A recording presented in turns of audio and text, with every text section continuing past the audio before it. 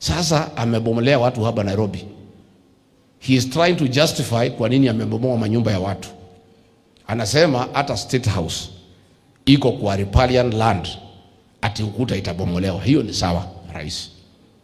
Lakini tunakuuliza, hiyo ni mali ya umma. Wacha kama iko kwa riparian ibomolewe.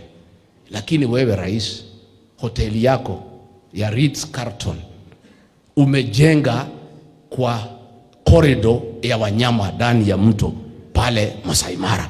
Si hata hiyo ubomoe? Please stop double speak. You know you have conned people for too long. People now know you.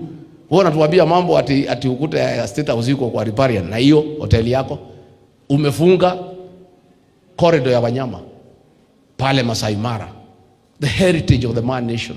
You are killing tourism and interfering with the conservation. So if you are very genuine, why don't you first demolish that hotel? Umesema ati mashamba inaibiwa ati Nairobi, ati you are not sleeping ukingangana na wezi ya mashamba. Wewe mwenyewe pahali umejenga Weston imeibiwa. Pale Ruai sewage, pahali mafi ya watu ya Nairobi inatakiwa kwenda umenyakua. Si ndio? Pale Capitol Hill kulikuwa na police station, umedigazette umenyakua hiyo shamba. Leo unaanza kuambia sisi ati wewe ati hulali ati ukingangana na ile watu wameiba mashamba. You know, you think people are foolish. Na mimi nikwambia rais, hii maneno ya goonism, it will consume you.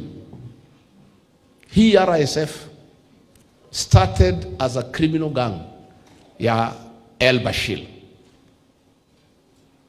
Then it developed into a state militia backed by the state.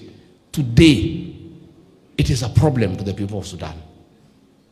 And probably that is why you are happy to work with them. Na huyu Murkomen wako ndio anapeana passports to criminals threatening world order and peace. Criminals of RSF have been given passports by Murkomen. That was a criminal gang. Pale Haiti, the criminal gang was started by Papa Doc Duvelia. He developed it until it got out of hand. By the time he left office, it had metamorphosized into something that cannot be contained. Hii gangs munatembea naye hapa, mkutano ikiisha kwani watakula nini? And you have seen already in Nairobi is happening. Since you introduce gangs with Sakaja, anytime you come to Nairobi, hao gangs wanaungana na wewe rais, wanapora watu.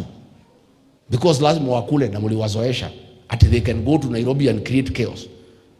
We want to advise you to rethink very carefully how you can make Kenya a country of goonism. In fact, it's the only program that is working. Education ya Kibaki umeharibu.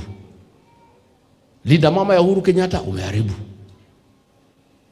Mambo ya biashara umeharibu. The only program that is successful by the government of William Ruto that is working perfectly and efficiently is goonism. Everything else has collapsed. So that is your legacy. Nimesikia ukisema kila mtu apimiwe kazi yake na ratili yake. Kazi yako ni goonism. Kazi yako abduction. Kazi yako extrajudicial killing. Kazi yako corruption. Land grabbing. Hiyo yote tutakupimia wakati ukifika.